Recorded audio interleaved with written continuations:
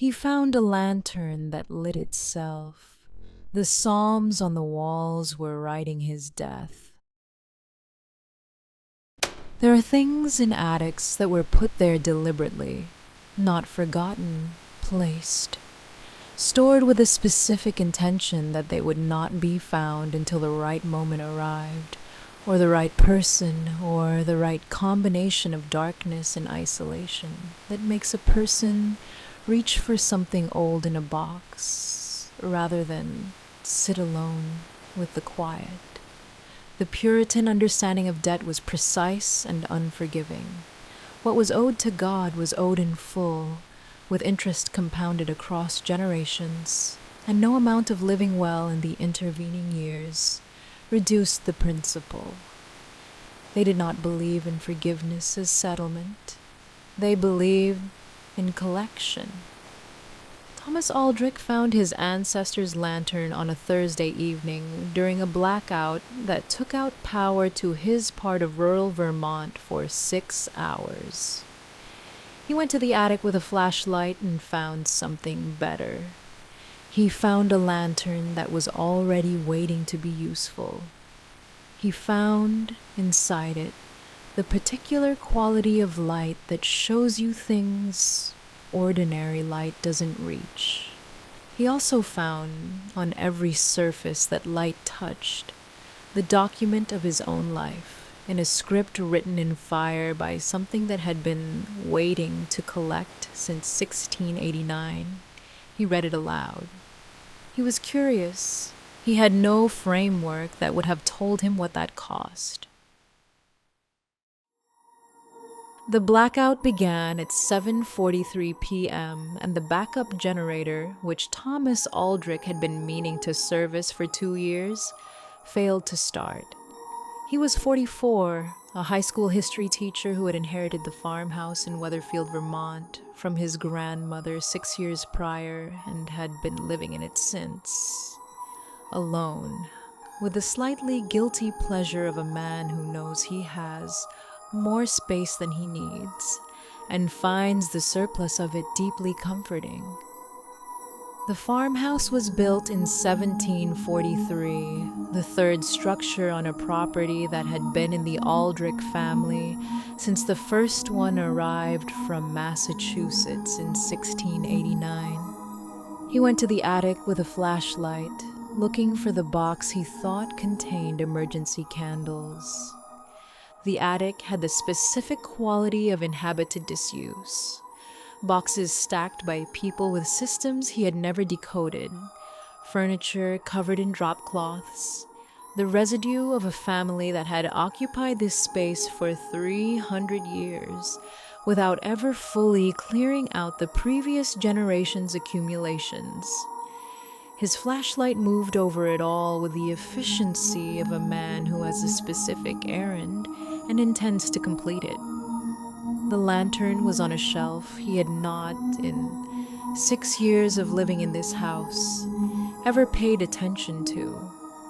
It sat between 2 wooden crates made of iron and glass, the kind of oil lantern that had been manufactured throughout the 18th and 19th centuries as a household utility.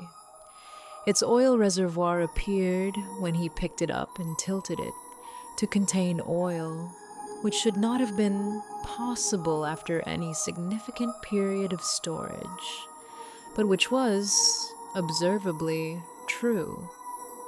He looked at it for a moment.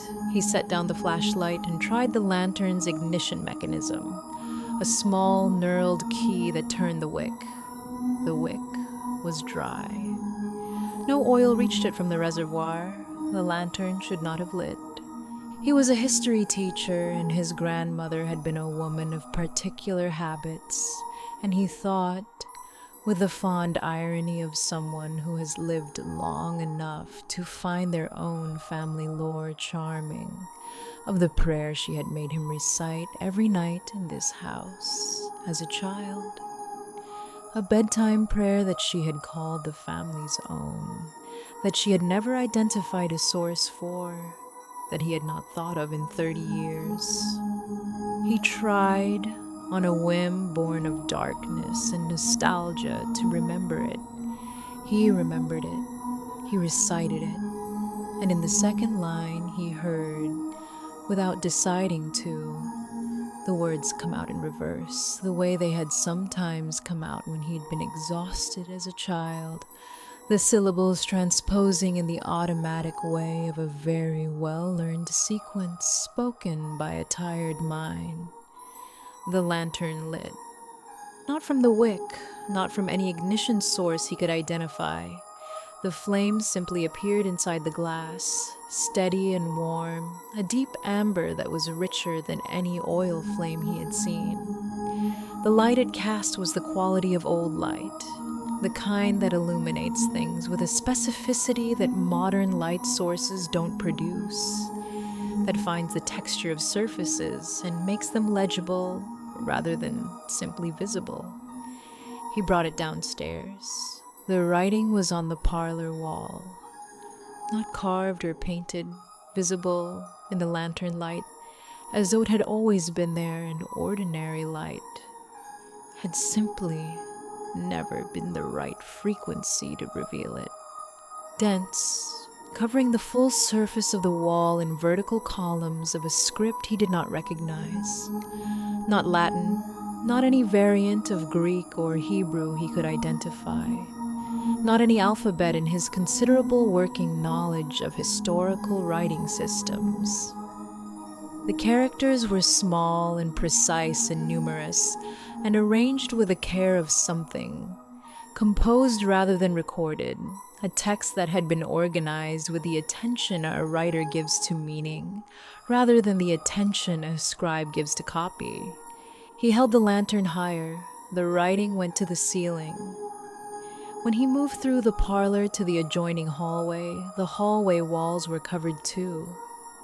He carried the lantern from room to room in a state he could not accurately characterize as either fear or excitement. Something beneath both of those, a quality of recognition that he had no right to and could not account for. He photographed everything on his phone and spent the blackout's remaining hours attempting to cross-reference the script against every resource he had access to offline. He found nothing. The characters had no analog in any written tradition he could place. He translated them, not through linguistic analysis, through something else, a quality of reading that arrived without instruction, as though the lantern's light were providing not just illumination, but comprehension. He sat in the parlor with the lantern between his feet and read the text on the south wall and understood it, with the complete fluency of someone reading in their first language, as the account of his birth, date, time, the weather in Weatherfield that morning, his mother's words in the delivery room, the specific quality of the light through the hospital window.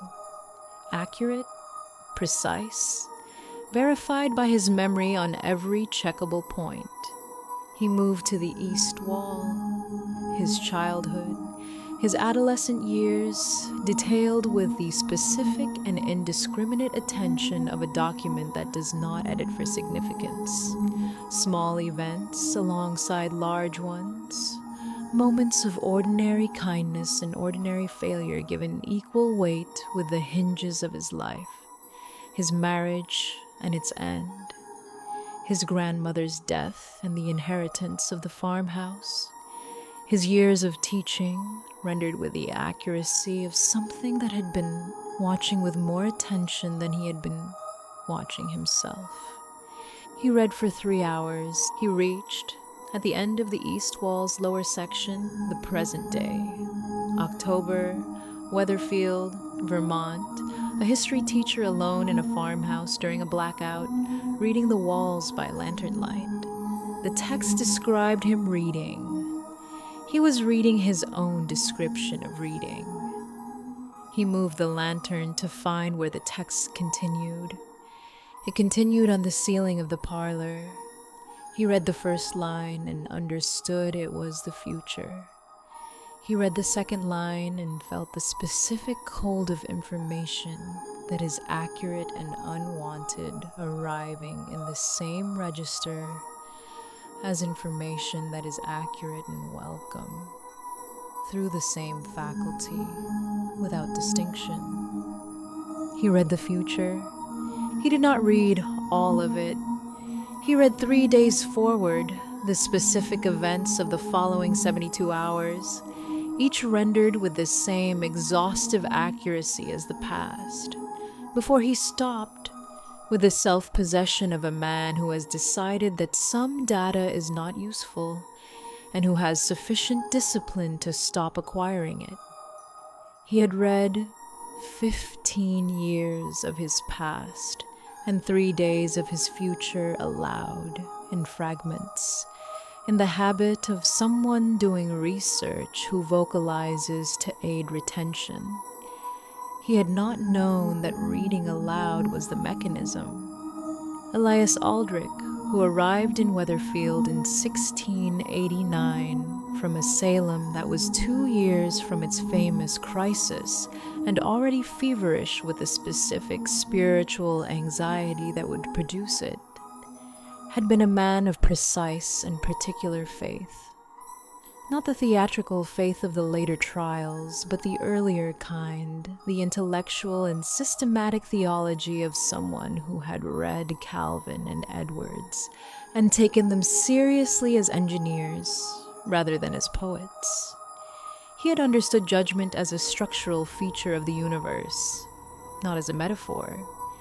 He had understood debt as literally accountable, and he had built, in the farmhouse's first winter, an instrument for accounting.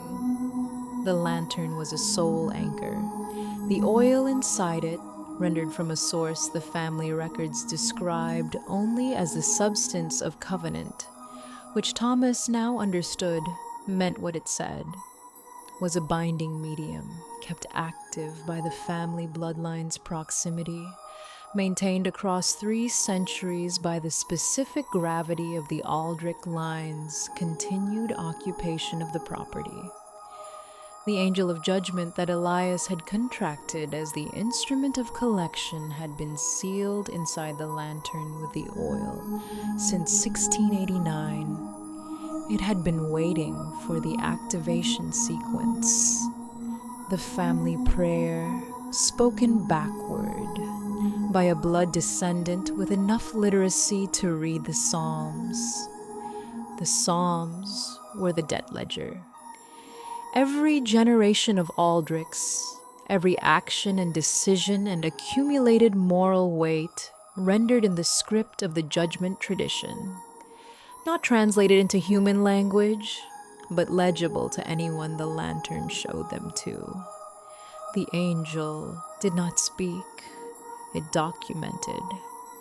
Reading the Psalms aloud, even partially, even in fragments, even in the casual way of a researcher vocalizing to aid retention, accelerated the collection timeline.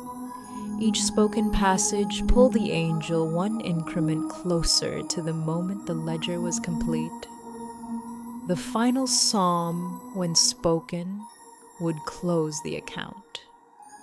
Thomas understood this over the following days as the events of the sealing text occurred with the precise accuracy of the East Wall's account of his past.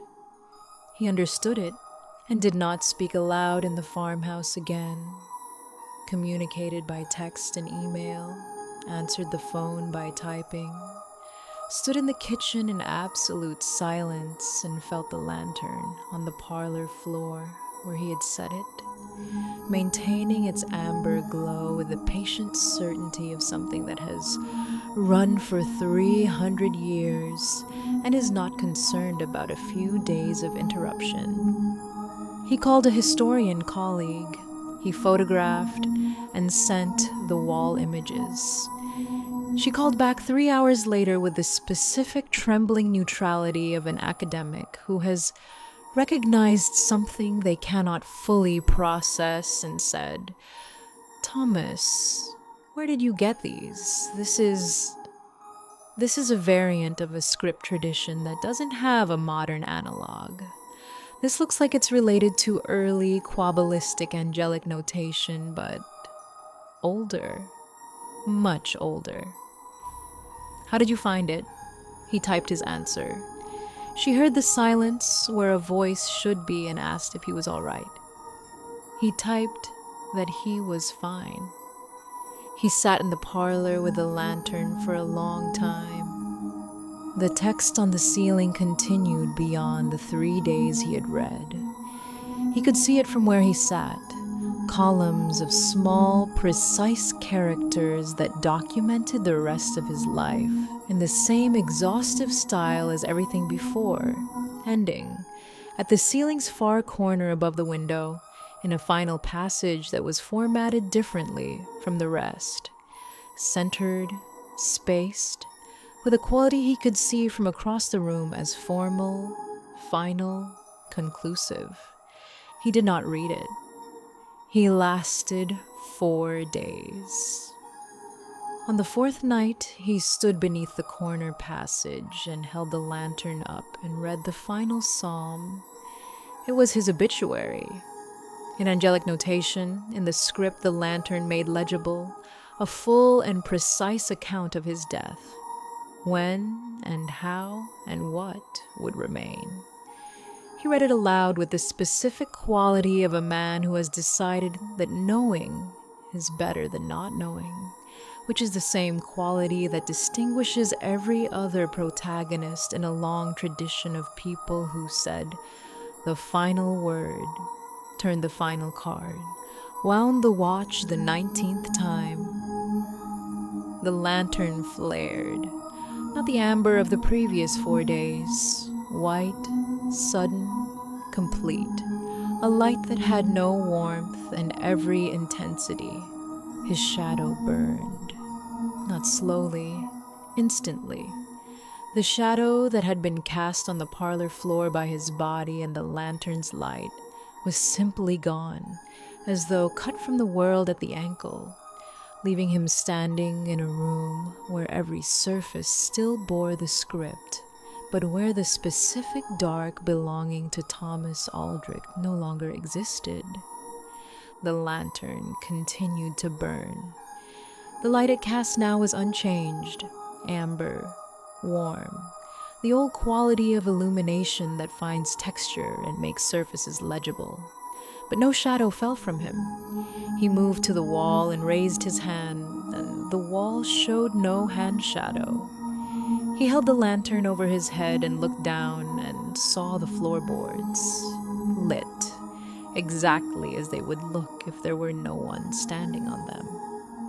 From the lantern, in a voice he had never heard and which his body registered, not through his ears, but through his sternum, his ribs, the specific resonance chambers of his chest cavity, came his own obituary, spoken in the language of the script, clear, measured, complete. The angel of judgment reading the account of Thomas Aldric's life into the record of the world, performing the final step of a collection that had been accruing since 1689. He stood in his parlor and listened to himself being documented.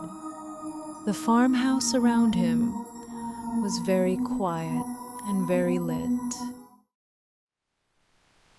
He lasted 4 days. I want to give him credit for that. 4 days of silence in a house that was speaking to him from every wall. 4 days of not reading the ceiling's far corner while the lantern burned amber and patient on the parlor floor. That is not nothing. For a history teacher with a trained researcher's instinct toward primary sources, 4 days of deliberate not reading is an exercise in genuine discipline. And then he read it, because knowing, he decided, was better than not knowing. And this decision, this specific, entirely human decision, is the oldest mechanism in every tradition of forbidden knowledge. Not wickedness, not recklessness. The simple, sincere conviction that the examined thing is preferable to the unexamined thing. Elias Aldrich built the lantern in 1689 for exactly this. For the quality of intellectual seriousness that his bloodline would reliably carry, generation after generation, down to a history teacher who would find the lantern during a blackout and, within 4 days, have read himself into the ledger's final entry. The shadow is gone. Thomas Aldrich is still standing, still breathing, still present in his farmhouse in Weatherfield, Vermont, in every observable sense, a man intact and unremarkable. He simply casts no shadow anymore. He belongs, and the accounting of the thing Elias sealed into the oil, to the record now rather than to the world. The lantern is back on the attic shelf. It will be there for the next one. Thank you for joining me tonight. My name is Ilara, and I am your whisperer. I'll be here, waiting for you next time. If this story resonated with you, leave a comment below. I want to hear your stories. Like and subscribe if you enjoyed this story and want to hear more. This has been Karma Quietly Whispers. See you soon.